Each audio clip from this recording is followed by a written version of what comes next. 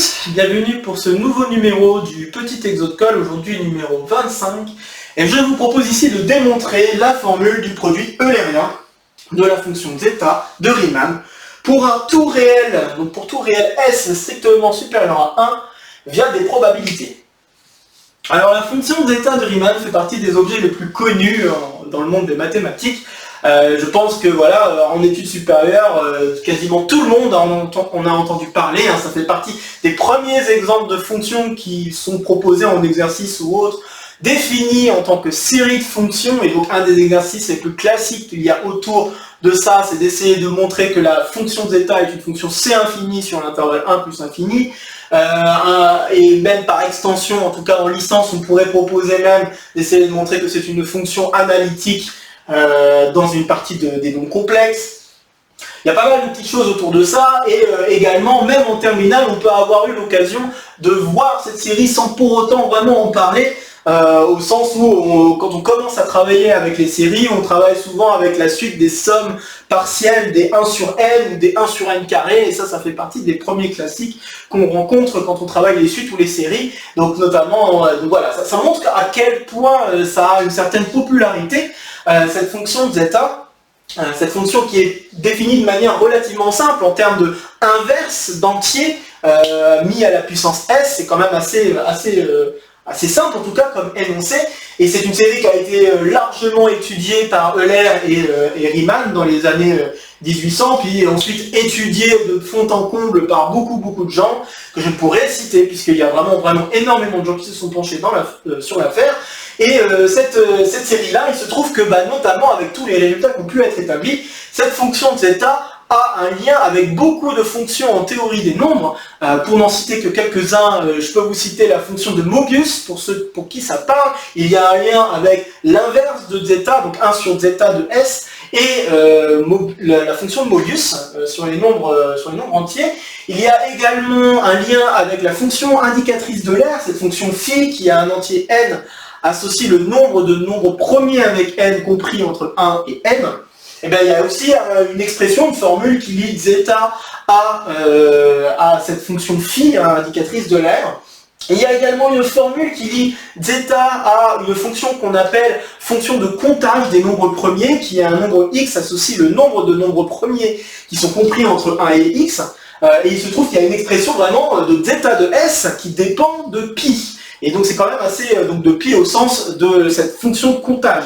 Et c'est quand même assez surprenant, et on voit vraiment à travers, je trouve, en tout cas à travers cette expression, on voit vraiment le lien qu'il peut y avoir entre zeta et les nombres premiers, d'autant plus aussi avec cette expression-là, sur laquelle on va se poser par la suite.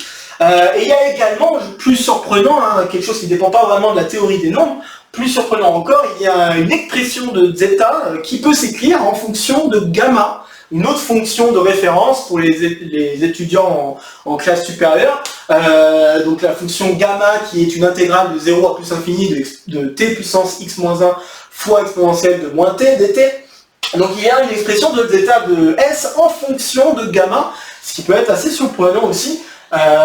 Et donc voilà, ça montre bien que zeta vraiment est assez présent, en tout cas sur pas mal de domaines, et donc très fortement surtout sur la théorie des nombres.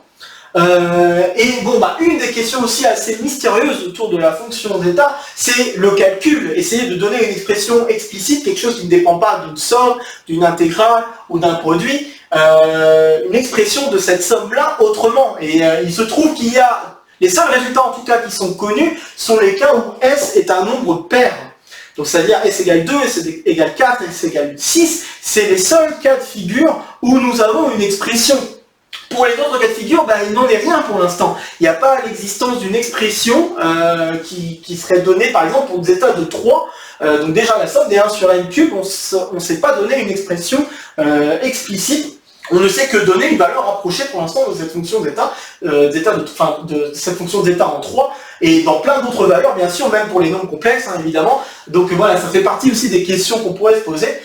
Autre chose encore d'assez étonnant avec cette fonction zeta, c'est justement zeta de 3 et zeta de 3 demi, qui sont des valeurs assez particulières de zeta, puisqu'en fait elles sont liées à de la physique. C'est assez surprenant, mais par exemple zeta de 3 est appelée constante d'Ampéry, et c'est une constante qui apparaît notamment quand on travaille la loi de Planck en termes de luminescence photomatique, donc en termes de lumière en tout cas.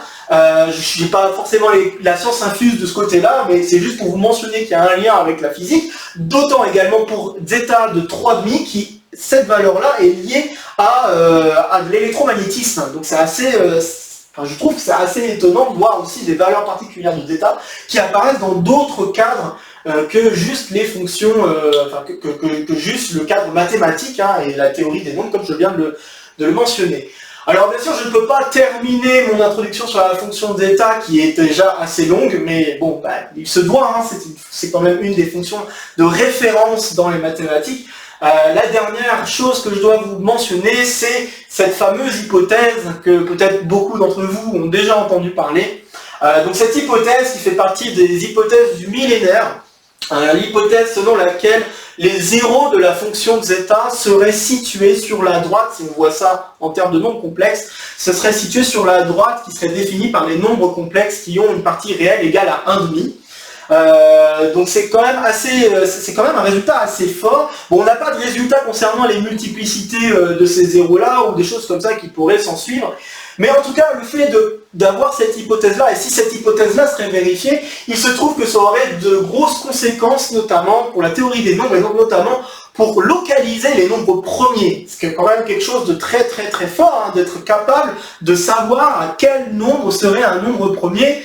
Bon, pas forcément avec une très très grande précision, mais en tout cas une bien meilleure précision que ça n'est actuellement. Donc c'est quand même quelque chose de très fort. Et voilà, donc résoudre cette hypothèse de Riemann, ça a été à de nombreuses reprises attaqué. Ça a été de nombreuses reprises attaqué par plusieurs mathématiciens, voire même d'autres gens qui se sont penchés sur la question, puisque l'énoncé de cette hypothèse de Riemann n'est pas si difficile que ça, il n'y a pas besoin d'avoir des notions très loin, mais malheureusement, avec le côté médiatique qu'il peut y avoir derrière ces histoires d'hypothèses du millénaire, donc les 7 hypothèses du millénaire pour lesquelles il y aurait un prix si on arrive à résoudre ces hypothèses-là, et si on arrive à prouver que oui ou non la chose est vraie. Ces hypothèses du millénaire sont malheureusement, avec leur médiatisation, semblent assez hors de portée. Il y a eu quelques-unes des hypothèses qui ont été résolues. Je ne vais pas les citer là, mais en tout cas, il y a eu quelques-unes des hypothèses, au moins une en tout cas à ma connaissance, qui a été résolue. Mais il faut savoir que voilà, il y a ces hypothèses-là, dont cette hypothèse de Riemann, font partie des choses qui sont attaquées à plusieurs reprises. Il y a pas mal d'articles qui peuvent sortir autour de chercher à résoudre cette hypothèse de Riemann, mais malheureusement, à chaque fois que quelqu'un pense avoir réussi à résoudre l'hypothèse de Riemann, la médiatisation fait que, a priori, la preuve n'est pas forcément la bonne. Il y a des erreurs, on n'est pas forcément confiant du résultat de la preuve. Donc, et beaucoup de choses se tournent autour de ça, de polémiques ou autres. Donc c'est assez compliqué de savoir vraiment si un jour on obtiendra vraiment une preuve convaincante du fait que les zéros de la fonction zeta sont bien situés sur cette droite que j'ai mentionnée. Mais bon, on osera espérer qu'un jour on tombera sur quelqu'un qui pourra proposer une preuve assez forte et assez convaincante de ce résultat-là. Donc voilà, même il y a quelques années de ça, il y a quelqu'un qui avait proposé une preuve de ce résultat-là en conférence de presse, et pour l'instant, a priori, cette preuve-là n'a pas vraiment été validée.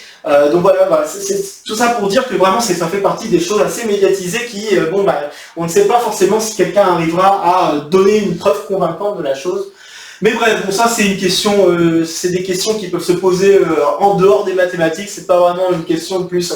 Mais c'est pour vous dire vraiment à quel point la fonction de zeta est présente dans les mathématiques, et pour vous dire vraiment à quel point elle peut être assez intéressante, en tout cas intéressante au sens où beaucoup de gens, vraiment beaucoup de gens, s'attaquent à cette hypothèse de Riemann, au point où on ne sait pas vraiment si on atteindra une preuve convaincante de cette hypothèse.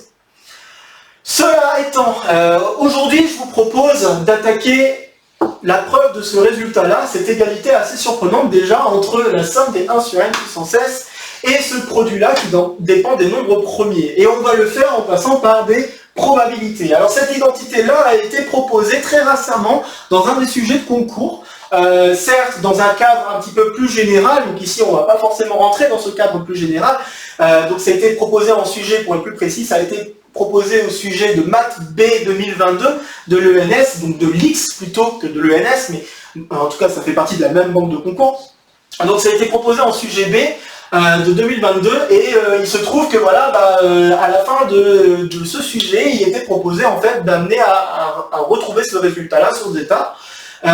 Et donc je me suis dit que ça peut être très intéressant de le faire, d'autant plus que ça fait partie des classiques, hein, des choses très, très importantes à avoir vues au moins une fois, je pense, en classe préparatoire.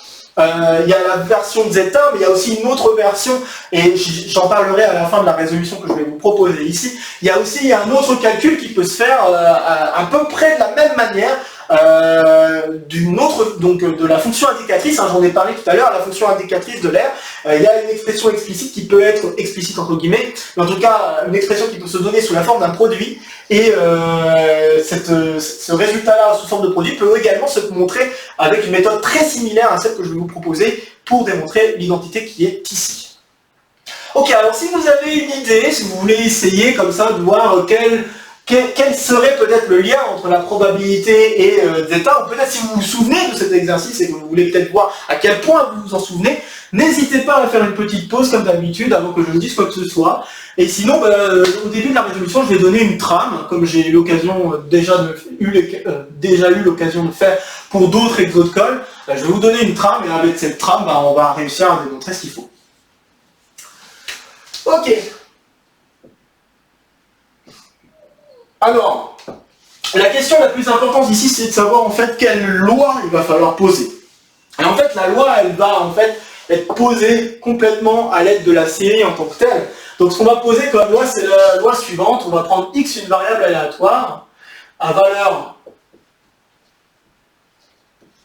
dans les entiers naturels non nuls, et on va poser la probabilité que x égale n est égal à 1 sur n puissance s zeta de s, pour tout n entier naturel non nul. On peut s'assurer que la somme des probabilités fait bien 1, etc. etc. J'ai pas proposé de vérifier que la série de zeta converge quand on travaille avec s, un nombre réel strictement supérieur à 1, ça fait partie, voilà, c'est le critère de Riemann en tant que tel qu'on applique directement. Et d'ailleurs, voilà, ça donne aussi une raison pour laquelle la fonction de zeta est très étudiée, parce que c'est vraiment une fonction de référence par rapport aux études de série qu'on pourrait faire, donc là notamment pour le critère de Riemann. Et pour démontrer ce critère de Riemann, on fait des comparaisons série intégrale, quelque chose d'assez classique en classe préparatoire. Je ne vais pas y revenir ici. Donc voilà, donc ici on a cette probabilité qui est posée, et donc bon, avec cette probabilité, il faut savoir quels événements il va falloir étudier, et les événements qu'on va étudier sont les suivants. Donc pour tout P, on soit P un entier naturel non nul, et on va poser l'événement AP comme étant l'événement X est divisible par P.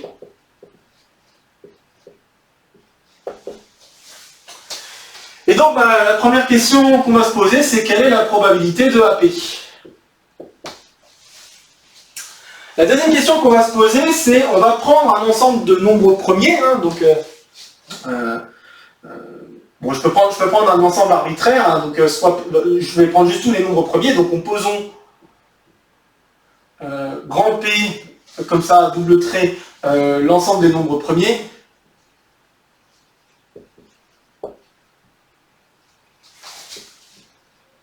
Il y a quelque chose de très intéressant qu'il faut voir avec ces nombres premiers, c'est que si je regarde la famille des événements AP, pour P nombre premier, eh bien on peut montrer que cette famille-là forme une famille d'événements qui sont mutuellement indépendants. Donc ça, ces événements-là sont mutuellement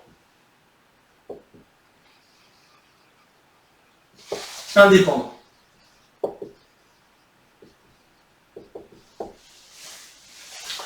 Voilà, et une fois qu'on aura démontré ce résultat-là, donc je rappellerai la définition de mutuellement indépendant plus tard, si vous vous en souvenez pas, si vous vous en souvenez, essayez de le faire, hein, bien sûr. Et en 3, on va essayer de conclure.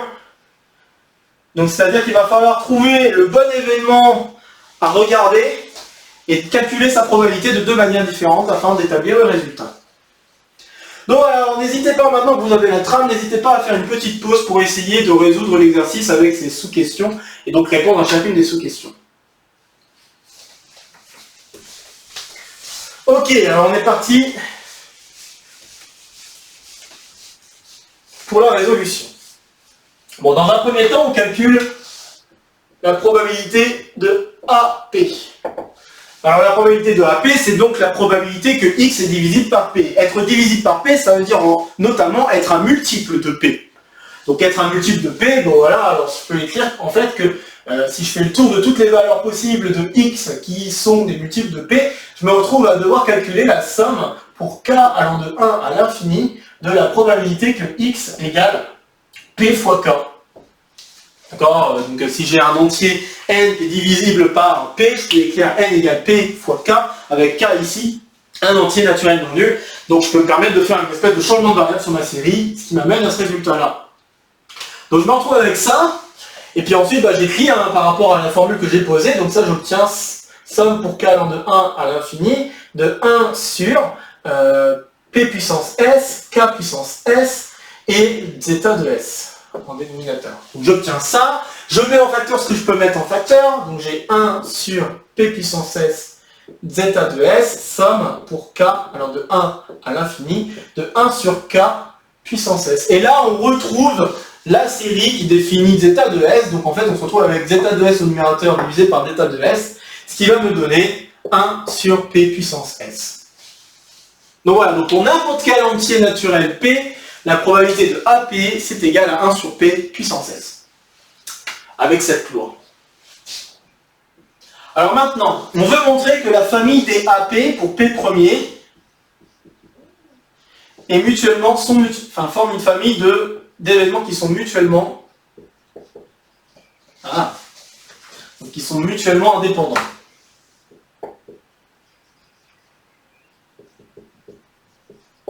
Alors comment on montre ça? Montrer qu'une famille d'événements est mutuelle, qu'une famille d'événements donne des événements qui sont mutuellement indépendants, c'est la même chose que de montrer que pour n'importe quelle sous-famille finie, c'est-à-dire pour n'importe quel, disons J inclus dans P, fini, il faut montrer que la probabilité de l'intersection pour J dans grand J des A, je vais mettre AJ tout simplement, puisque là J serait un nombre premier dans mon ensemble grand J, il faut montrer que ça c'est égal au produit pour J dans grand J des probabilités de AJ. Donc voilà ce qu'il faut démontrer pour montrer que la famille DAP forme une famille d'événements mutuellement indépendants. Ok, alors il y a un des deux que je peux calculer assez rapidement. Donc si je regarde le produit pour J dans grand J des probas de AJ, d'après ce qu'on a calculé tout à l'heure, ça c'est la même chose que le produit pour J dans grand J des 1 sur J puissance S. Voilà ce qu'on obtient d'un côté. Maintenant ce qui m'intéresse, c'est ce qui se passe pour l'intersection. Alors qu'est-ce que ça veut dire être dans l'intersection ? Réaliser l'intersection. Donc réaliser l'intersection J dans grand J des AJ, ça revient à dire que X est divisible par J pour tout J dans grand J. Sauf que les J qui apparaissent dans grand J sont des nombres premiers distincts. Donc si je m'intéresse un petit peu, si je pose J comme étant égal à un ensemble J1 jusqu'à, disons, JS, JS c'est peut-être pas bien, JT, voilà. Okay. Donc si je pose J comme étant un ensemble fini, je me rends compte que JI, donc je me rends compte que les JI sont des nombres premiers, 2 à 2 distincts.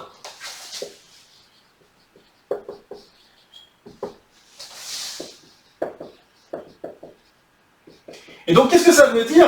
Ça veut dire que si je regarde JI par rapport à JK et que je regarde le PGCD de ces deux nombres premiers, eh bien ce PGCD va valoir 1. Ok ? Et donc si j'applique maintenant, et je pense que vous pourriez vous y attendre, ce que je vais faire, c'est que je vais appliquer quelque chose en arithmétique, c'est le théorème de Gauss. Je vais appliquer le théorème de Gauss, et le théorème de Gauss me dit la chose suivante, je vais le rappeler rapidement.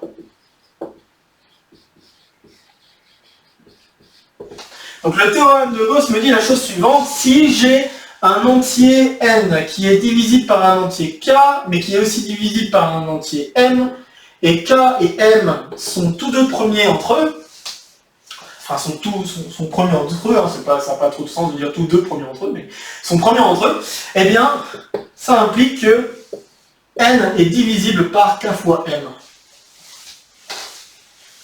Ok, donc ça c'est le théorème de Gauss. Eh bien si j'applique le théorème de Gauss de manière itérée, donc en appliquant ce théorème,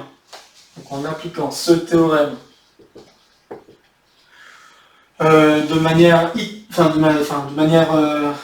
récurrente ou de manière itérée, de manière répétée, sur les JI, on conclut que l'intersection est réalisée, donc réaliser l'intersection des AJ pour J dans grand J, ça revient à la même chose de dire que X est divisible par le produit J1 jusqu'à Jt. Donc le produit des éléments qui sont dans grand J en fait.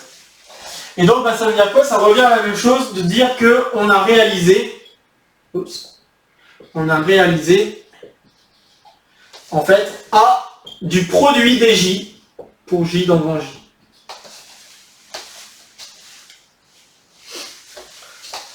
Ok, maintenant que j'ai bien traduit ce que ça signifiait cette intersection, je vais maintenant pouvoir calculer sa probabilité. J'efface un tout petit peu pour écrire la probabilité. J'en déduis donc que la probabilité de l'intersection pour J dans grand J des 1J, eh bien c'est égal à la probabilité de grand A du produit des J dans grand J en indice. Et donc ça c'est égal à 1 sur le produit pour J dans grand J des J, le tout mis à la puissance S. Et donc c'est assez trivial de voir que ce produit-là, cette chose-là, cette expression-là revient au produit pour J dans grand J des 1 sur J puissance S. Donc tout va bien, on a réussi à démontrer l'égalité qu'on souhaitait. Donc ça signifie bien que les événements sont mutuellement indépendants.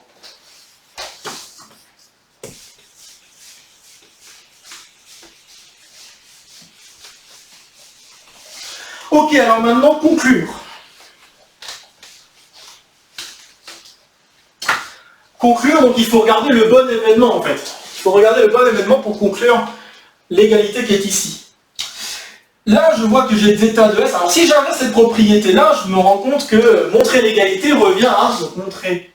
Si j'appelle l'égalité étoile, montrer étoile est équivalent à montrer que je peux me permettre d'inverser un zeta, on peut vérifier que c'est toujours plus grand que 1, strictement, etc. Et puis ce produit-là, on peut s'assurer qu'il y a une convergence, blablabla, je ne l'ai pas fait, mais on pourrait vérifier que ce produit converge. C'est pas quelque chose de très difficile, c'est lié de toute façon à la fonction zeta de S, en fait, hein, donc voilà, c'est pas quelque chose de très difficile. Donc, qu'est-ce que j'allais dire? Oui, donc montrer l'étoile revient à montrer leur inverse. Ce que je vais faire, c'est que je vais inverser tout le monde. Donc ça revient à montrer que 1 sur zeta de S est égal au produit pour P dans grand P des 1 moins 1 sur P puissance S. Et donc maintenant, on reste à traduire un petit peu ce que veut dire cette égalité-là en termes de nos probabilités.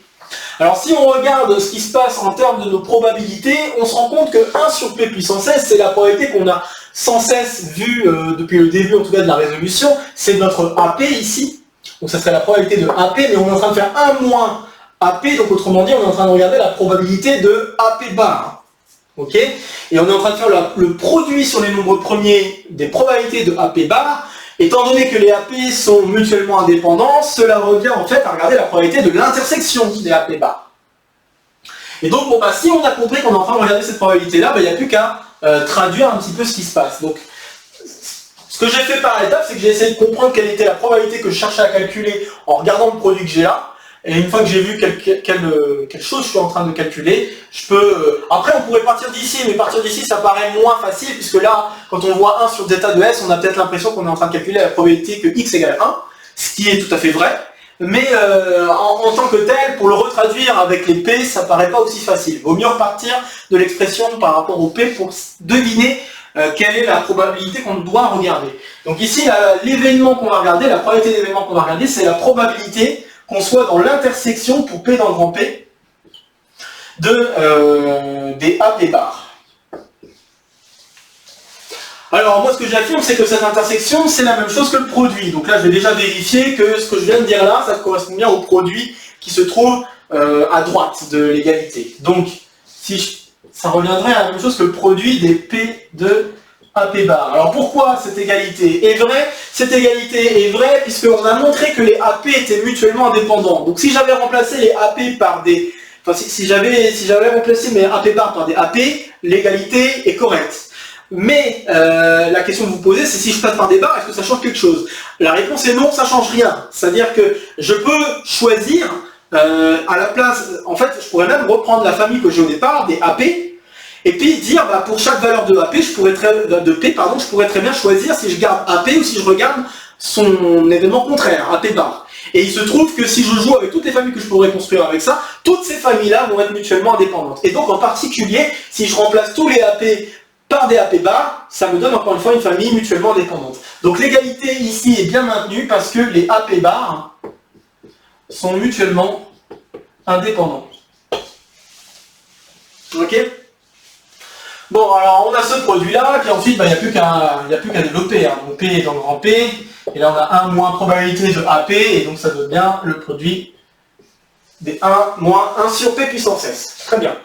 Alors maintenant il faut traduire ce que ça veut dire. Être dans l'intersection des AP bar. Être dans l'intersection des AP bar pour P premier, ça veut dire quoi? Ça veut dire que, donc, déjà, être dans AP, ça veut dire quoi? Ça veut dire que le nombre qu'on a choisi est divisible par P. Être donc dans AP bar, ça veut dire que le nombre n'est pas divisible par P. Et là, on veut être dans l'intersection des AP bar. Donc ça veut dire quoi? Ça veut dire que le nombre X n'est divisible par aucun nombre premier. Bon bah, X divisible par aucun nombre premier, ça veut dire que X égale 1. Et voilà. Donc, l'intersection, être dans l'intersection, donc cet événement-là, correspond à l'événement X n'est divisible par aucun nombre premier. Et dire que c'est divisible par aucun nombre premier, ça revient à dire que x égale 1. Donc ce qu'on en déduit, c'est que la probabilité d'intersection des AP bar, ça revient à la probabilité que x égale 1. Et la probabilité que x égale 1, c'est bien 1 sur 1 puissance s qui donnera 1, le tout fois zeta s au dénominateur. On se retrouve donc avec ça, et donc avec l'égalité qu'il fallait démontrer. Voilà. Donc voilà comment on prouve cette identité-là à l'aide des probabilités. Il faut savoir que cette identité-là se généralise même pour S, un nombre complexe qui vérifie quelques petites propriétés supplémentaires pour qu'il y ait des convergences, bien sûr. Donc il faut savoir que cette égalité peut tenir pour même un cadre un peu plus général. Et la méthode que je vous ai proposée ici, peut-être pour ceux qui l'ont déjà vu, ça doit vous faire penser à une autre méthode de résolution. Et cette autre méthode, je vais vous en parler ici directement. Un autre calcul qui peut se faire vraiment de la même manière, où il n'y a même pas de question de convergence à vérifier, puisqu'on va travailler avec des produits ou des sommes qui vont être finis, eh bien c'est la question de l'indicatrice de l'aire. Alors je vais me permettre maintenant d'effacer et de parler un peu de ce qui se passe pour l'indicatrice de l'aire. Alors je rappelle que l'indicatrice de l'aire,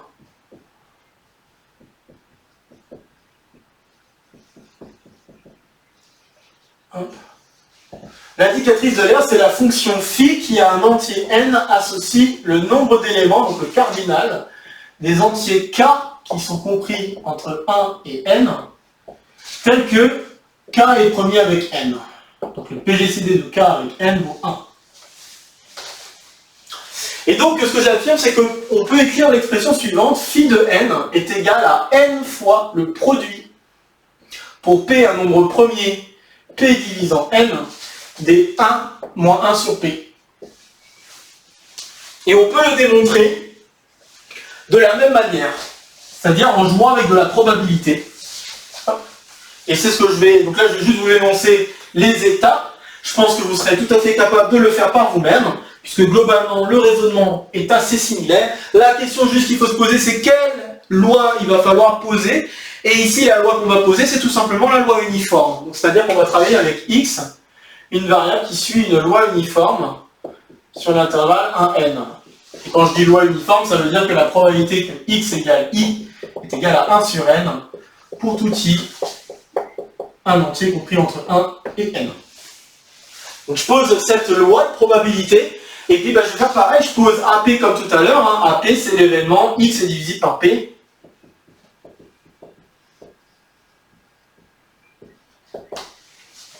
Alors la première question qu'il faut se poser, c'est encore une fois, quelle est la probabilité de l'événement AP? Alors ici je vais dire pour P un nombre qui divise n.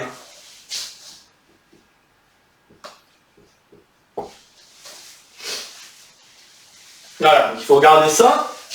Une fois qu'on a regardé ça, il faut montrer que si je prends P1 jusqu'à PK, donc là on ne va pas regarder tous les AP, on va juste en regarder un certain nombre qui en fait vont diviser n.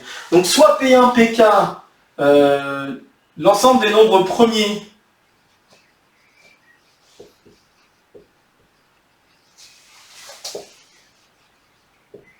deux à deux distincts,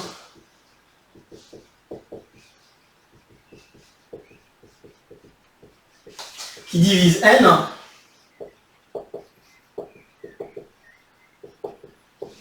et exactement de la même manière, il faut démontrer que les API forment une famille d'événements qui sont mutuellement indépendants. Donc bon, ça va pas être très difficile, je vous laisse vraiment le faire par vous-même. On peut vérifier très rapidement en fait, bon je vais directement donner le résultat, on peut vérifier que la probabilité de AP c'est 1 sur P, c'est pas très difficile. Une fois qu'on a fait ça, la mutuelle indépendance c'est vraiment le même argument que ce qu'on a utilisé pour l'exercice précédent. Vraiment le même argument. Sauf que ici on ne travaille pas avec une famille infinie, dénombrable. Là ici on travaille avec une famille finie, donc ça va être un petit peu plus sympa. Et enfin, le troisième point, la question de conclure, il faut savoir quel événement on veut regarder. Et ici l'événement qu'on veut regarder, ça va être un peu du même style. On va regarder l'intersection des API bar. Et donc si je regarde l'intersection des API bar sur I, cette intersection, je vais pouvoir l'écrire d'un côté comme le produit des 1 moins 1 sur P pour P qui divise, donc P nombre premier, P qui divise N. Et d'un autre côté, être dans l'intersection des API bar, ça veut dire qu'il n'y a pas de nombre premier qui divise à la fois N et le nombre X, donc ça veut dire que X et N sont premiers entre eux. Donc ça revient à dire que là, on est en train de regarder la probabilité que le PGCD de X avec N est égal à 1.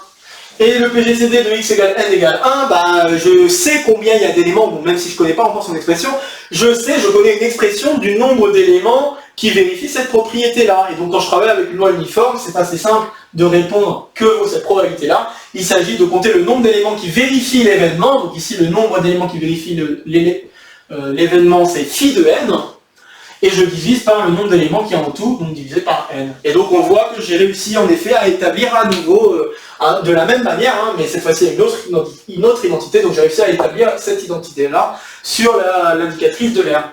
Exactement, de manière tout à fait analogue à ce que j'ai fait pour zeta. Donc c'est pour ça que je voulais vous en parler, parce que c'est vraiment... et ça fait aussi partie des grands classiques qu'il faut savoir faire. Et donc voilà, je me suis dit que ça peut être tout à fait intéressant de le poser ici en même temps, parce que voilà, c'est un grand classique, il faut l'avoir vu je pense aussi au moins une fois. Bon bah voilà, c'est tout pour ce petit exo de colle. Donc comme d'habitude, si vous avez des questions, des commentaires, quoi que ce soit, n'hésitez pas à les mettre sous la vidéo. N'hésitez pas à partager la vidéo si vous connaissez d'autres camarades qui pourraient être intéressés par le contenu de la chaîne, ou voire même juste par la vidéo ici. Et sur ce, je vous retrouve très vite. Alors bon, très vite, je pense que ça va être au moins dans une semaine. Tiens, ça me permet de donner 2-3 informations rapidement, puisque bon là ça va, niveau vidéo, on n'est pas trop long. Donc 2-3 informations rapides. Donc l'article sur lequel je bossais depuis 1 an maintenant, puisque bon bah j'ai pas osé en reparler à cause du fait que ça a pris pas mal de temps en termes de correction, en termes de relecture, etc. Je vous laisse imaginer le temps que ça a pris. De toute façon, en tout, ça m'a pris 1 an. Et ben mon tout premier article, ça y est, a été soumis donc déjà à Archive, donc un des sites les plus connus en tout cas et les plus importants, je pense, en termes de ressources pour les articles de recherche, et sera par la suite déposé pour d'autres journaux en termes de journaux sur les mathématiques, en termes de représentation ici, théorie des représentations d'algèbre et autres. Donc on verra bien comment ça va se passer, mais bon, pour l'instant il est soumis sur Archive, l'article est enfin terminé. Une fois qu'il sera disponible sur Archive, je poserai un lien pour vous permettre, si vous voulez, par curiosité, jeter un coup d'œil à ça. Je vous mettrai un lien sur mon site web, ça se trouvera dans la partie recherche. Si ça vous intéresse, jetez un petit coup d'œil. Ce sera tout à fait lié à ce que j'ai expliqué dans tous mes coins recherche, donc toute la saison 1 de coins recherche. Donc si vous voulez par curiosité vraiment jeter un petit coup d'œil, n'hésitez pas, c'est vraiment un plaisir. Ça sera vraiment un plaisir. Et puis bon bah là cette semaine je pars à Grenoble, bon j'espère que ça va bien se passer, là niveau chaleur il fait assez chaud en ce moment, donc on verra bien. Donc une semaine pour des séminaires, conférences et autres, et puis également pour commencer à discuter avec quelqu'un avec qui je voulais vraiment commencer à discuter, qui travaille également dans le type de domaine. Je ne vais pas citer son nom, peut-être qu'elle se reconnaîtra si un jour elle voit cette vidéo. Mais voilà, donc cette personne-là, je vais commencer à la rencontrer, et je pense que bon, il va se passer de belles choses, je pense, déjà à la suite de ces quelques discussions qu'on pourrait avoir, et peut-être par la suite faire un stage à Grenoble, en tout cas, peut-être avoir une place à Grenoble par la suite, on ne sait pas. L'avenir nous dira. Mais bon voilà, l'idée c'est juste de démarrer une discussion, ensuite à la suite des séminaires et conférences qui se tiendront jeudi et vendredi, commencer peut-être à discuter avec 2-3 autres gens, et notamment une personne qui travaille à Grenoble et qui travaille plus ou moins dans le même genre de domaine, bon, un peu séparé du mien, mais dans le même genre de domaine que moi, bon bah ça permettrait peut-être d'étendre les résultats que j'ai obtenus et que je viens tout juste de publier sur Archive, essayer d'étendre ce résultat-là à un plus large panel. On verra bien comment ça se passera. Voilà, donc sur ce, portez-vous bien, et on se retrouve, je pense, d'ici la semaine prochaine, probablement jeudi ou vendredi, on verra bien, de la semaine prochaine. Portez-vous bien, et à très vite. Salut à tous.